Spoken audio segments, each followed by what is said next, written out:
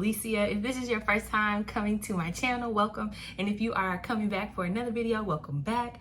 How is everyone? I feel like I have been starting all of my videos like a little old lady, like, how is everyone? Are we all okay? Y'all, it's been a summer. And Mercury is officially in micro braids and the summer is still summering. If you know me, I do not post like wrap up videos until the time is past, okay? I will not start posting for the fall until we're closer to the fall. We still have some, like a little under 20 days left in the summer and people are already in the fall. I'm not there yet. I am still basking in the summer. I am still having a good time. Child, I'm about to pull out my fan because my apartment is so muggy. Brooklyn. But yeah, how is everyone? Okay, so I told y'all that August was going to be simply vibes. Whatever I felt like reading, wherever I flowed, that was where I was gonna go. And that's what I've been doing. Lo and behold, that's literally what I've been doing. And so I just wanted to come on here and share with you 4 romances that I read this summer that I just was like, these brought me joy. They brought me joy. And if you've read these and you did not like them, that is okay. It's totally fine. I love that for you. I feel like we should all be able to read things, like them, not like them, right? But let me just be great, okay? Don't be contrary in my comments. Don't post, oh, I didn't like that. Okay. You know what I mean? Like, that is the energy I am in. Oh, you didn't like it? Okay. But these were 4 books that I have seen all over social media, and some of them were on my Hot Girl Summer reading list. Some of them were not. Some of these I just fell upon because I was like, ooh, emotional read. Read it right now. Yeah, so it's going to be a short video. I just want to talk about the synopsis, tell you that I like them and that they brought me joy, and share them with you. And hopefully you see one of these and you go pick it up and you read it. Because that's what we're here for. Okay, let's get right into it. So the first book that I read from my Hot Girl Summer reading list, that was a romance that just made me smile and was so good, was The Build Up by Tati Richardson. And I follow Tati on TikTok and I feel like Twitter too, and she's fun. Like, she has this really like high energy. She talks about like her life before being an author, and I'm always so intrigued by her. So I was like, I'm gonna read it. If she writes it, I'm gonna read it. And so I read The Build Up, and I'm gonna give you the synopsis.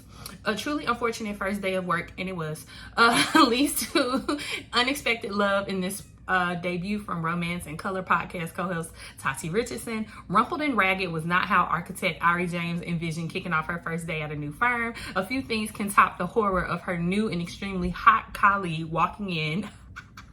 It was so good. On her at the worst moment.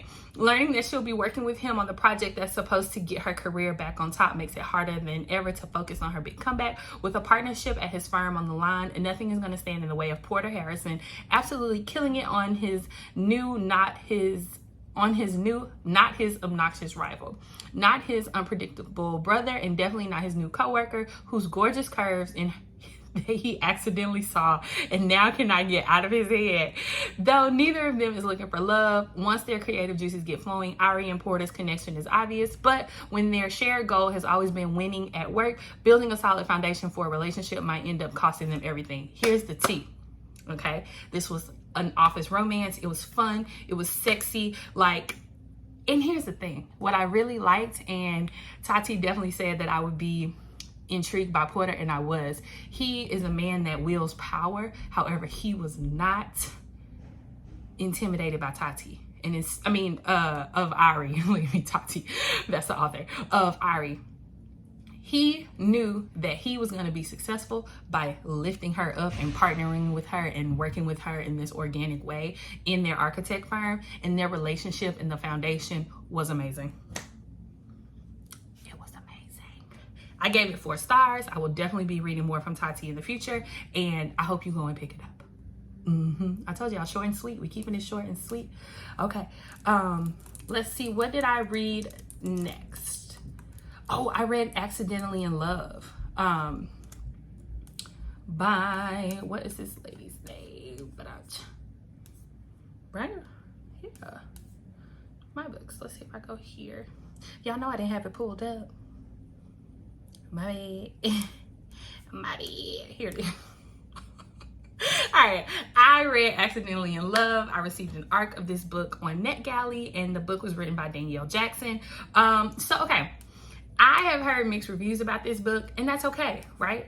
All things we will not always like, but we should experience them and make our own, and have our own opinions on them. I really liked Accidentally in Love. Okay, let me give the synopsis and then I'll tell you why. Okay. As an office manager of the city's leading luxury boudoir and pinup photography studio, lovable grump Samantha has everything under control. With an eventful summer season on the horizon, Sam is balancing a hectic workload while preparing the Buxom Boudoir photo bus, a vintage coach bus converted into a mobile photo booth and meeting space, to make the rounds at Chicago's bustling summer street festival roster. Sam's busy schedule makes avoiding the difficult parts of her life much easier, but there's one person who can see right through her to-do list, an icy facade, and really see her. Let me just stop. I love that the woman is grumpy.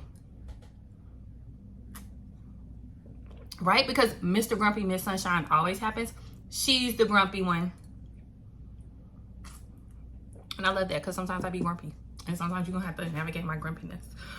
But I love that about her character. Okay, sorry. But a lot has changed in the last year for Russell Montgomery. Years of odd jobs and couch surfing around the country had left him scrambling. But after reconnecting with his brother Reid and coming as close to settling down as he's ever been, Russell now works at a hot local restaurant.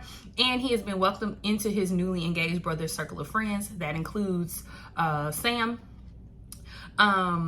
All except the close friend of course, the coworker Reid's fiance, intriguingly a stormy woman named Sam. Love it. Okay, luckily Sam is certain that the chaos of her calendar will ensure their distance, and she won't have to deal with Russell or his irritating handsome smile. But when Russ is charged with the launch of a restaurant food truck on the same festival circuit, the sizzling Chicago heat is no match for the fire between them. Listen, I love uncommon groups of friends. Like, their work was uncommon, right? And so this dynamic in this world that they lived in was like really interesting, because they own this like boudoir shop, so they do like these sexy photographs for people. And I'm like, you know, that's not a job that I would normally think of. That's so cool. And Sam is like their project manager and like their event planner. And she's also suffering from a new chronic illness that has caused her not to be able to do pinup dancing anymore. Or what is it? Burlesque. Why did I just call it pinup dancing? Burlesque. She can do burlesque, and so it's like a whole thing for her. She's trying to navigate her new life with this new chronic illness, but she's always had her eye on this guy who's had his eye on her, and her way of like keeping people at bay is by being grumpy. And it was a fun one for me. I'm also really intrigued by Chicago, so the place where they lived was super intriguing to me. I love when a city is a good character. I gave this one a 3.75. It was my first book by this author, but I will totally be coming back because, like I said, the book just sparked joy. That's it, and that's that. Okay. All right.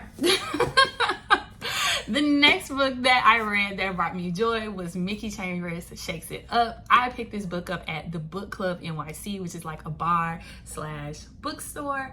And I got a signed copy, so I was really excited about that. But this book I think is also on my Hot Girl Summer reading list, because why not? Okay, so total opposites, totally irresistible. Mickey Chambers is an expert at analyzing modern literature, but when it comes to figuring out her own story, she's feeling a little lost. At 33, she's an adjunct instructor with a meager summer class schedule and too many medical bills courtesy of her chronic illness. Picking up a bartending gig seems perfect. Sure, Mickey's never done this before, but the gorgeous, grumpy bar owner, Diego Acosta, might be the perfect man to teach the teacher if he wasn't so stressed. Diego is worried he's running his late wife's bar into the ground. Add the pressure of returning to college as a part-time at 42. Okay, and it's no wonder he's making rash decisions, like hiring the sunny, sexy woman who looks more at home in the library than slinging beers at two rowdy barflies. So cute. And who turns out to be teaching his online writing course, a complication neither was expecting. Right. It's not long before Mickey starts recognizing the saloon, re-energizing the saloon with cocktails, karaoke, and an optimism even Diego can't ignore. They need to fight their feelings if they want to keep things professional, but all it takes is one sip, one kiss to shake both of their worlds up forever. Y'all, this just made me smile. It was so good and so cute and so fun. So Mickey is Diego's professor, and he is her boss at the bar that she's working at part-time, and it is instant attraction. It is intense chemistry. Like, they are so different but so like well balanced and made for each other. Like, and the passion is so sexy. Like a perfect summer read. This is what you take to the beach and, you know, sip your frosé while you read it. Really super cute, really super good. Okay, and I gave it, what did I give Mickey? I think I gave Mickey a 4. Huh. Maybe I did. Maybe I did. Yep, I did. 4 stars. I loved it. Okay, and the last book. Look at this beauty. You look at this. Are you seeing this? Why is this cover so pretty? Oh my God. Okay, so The Secret to a Southern Wedding. It's been years since Dr. Imani Kemp has returned home to Peachtree Cove, Georgia, as Tallahassee's most sought-after OBGYN. She doesn't have much time for anything else, but when her mom announces she's marrying a man she just met on a dating app, Imani knows she has to put a stop to this immediately, because let that be Nona. I'm kidding. Hey, Mom. Let her mom be heard again after the disastrous way her last marriage ended? Absolutely not. Always her protector, Imani won't rest until her mom sees reason. Y'all, no, I don't think y'all understand. I'm not understanding why my apartment is so hot. Like, no. I wish y'all could see. I am like dripping. This is ridiculous. Alexa, what is the temperature in Brooklyn, New York today? Right now, in Brooklyn, New York, it's 73 degrees Fahrenheit. Today, expect a high of 85 degrees. Thank you. It's a mess. Okay. After his mother's tragic death, okay, I also could not pronounce this man's name. I'm going to call him CD. Okay. I think it's Cyril Dash. We're going to call him CD. CD and his father relocate to Peachtree Cove to escape the gossip and speculation. Now in this quirky small town, they've made a new life for themselves, and after years of grief, his dad has finally found happiness again, and CD refuses to let Imani threaten that. The more determined he is to prove the strength of his dad's love, the more drawn in he is to this beautiful, complicated woman who's determined to call off the wedding. But when CD's heartbreaking past comes to light, destiny won't be denied, because the secret to a Southern wedding is you never know how far you go in the name of love. Here's tea. Let me take a little bit. Let me take a little sip. This book was giving two millennials parenting their baby boomer parents. Okay, they see them as equals. They see them as two humans that they want to have loving and humanistic experiences after both of them have experienced tragic loss in their life. So the mother of Imani has experienced tragic loss, and the father of CD has also experienced tragic loss. So they're kind of like, but why would y'all be getting married so fast? CD is on board, Imani is not. Okay. And like I said earlier, I was not playing. If it was my mama, I would be in there like, no, what are you doing? We don't even know this man. Why are you marrying him after a month? Y'all can't date for 6 months and figure it out. But you know, I think older people, and say it in the comments if I'm wrong, but I think the older you get, the more life experience you have under your belt. You're kind of like, I can navigate this. I know what I'm doing. I will also know how to kind of pick myself up and move forward if this does not work, right? And so it was a really interesting dynamic with the two of their children who controversially are kind of step siblings, but they didn't grow up in the same house. This ain't this girl brother, okay? She met this man before she even got to her mama house to meet the new stepdad. You know what I'm saying? Like, So that kind of was something murky to navigate, but I think everybody in this, and it says it in the book, everyone's an adult in this situation. So navigate that how you must. But their chemistry could not be denied. It was quirky, it was fun, it was sexy. It had a little bit of we keeping this from our parents, like, you know what I mean, kind of thing going on. And I don't know, I've never read anything by Synithia Williams, but this was actually a really fun read. And I identified with Imani so much. Like, you move away from home, you go off and you try to be successful, and you have ties to, you know, your home or the place that you come from. And when you go back, people are different. The place is different. The houses look different, like all the things, right? And so she was also having to navigate, like, just because you left doesn't mean you can't come back. And sometimes I feel that way. I've been in Brooklyn, well, I've been in New York for 12 years. Going on 13, 12 years, going on 13, and I don't know where to go. Like, you know what I mean? I'm like, you live in New York. I don't know where to go after this, but reading this, I was like, are you gonna try to go back to Birmingham? No, that's not happening. But I could go somewhere else, like, you know what I mean? But right now, New York has my heart, but this book also has my heart. So I gave this book a 4 also out of 5, and it was such a fun read. So yeah, so this was a quick little video. I just want to come on here and say hey to y'all, and just say I hope everyone is doing well, and I hope that you're reading a little romance in your summer, and yeah, and just enjoying the rest of our summer before fall comes.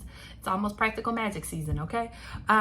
But yeah, these 4 books, pick them up at your local bookstores. I'll have some links down below. Some of these will be in my bookshop.org store, so if you would like to purchase them, please click on the link below to go to my bookshop. And yeah, thank you all so much for making it this far in the video. Drop a stack of books below if you have made it this far. And as always, thank you so much for watching, and I hope to see you guys next time.